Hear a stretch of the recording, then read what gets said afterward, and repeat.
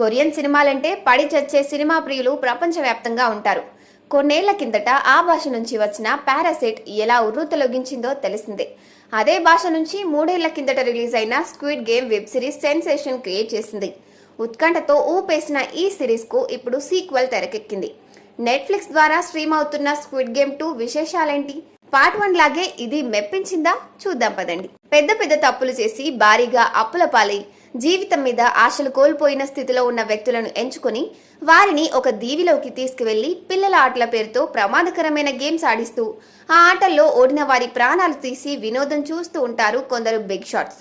ఇవి మామూలు ఆటలే అనుకుని ఆడటం మొదలుపెట్టిన 600 మంది సమూహంలో అందరూ చనిపోయి చివరికి సియాంగ్ జీహూన్ మాత్రమే మిగులుతాడు.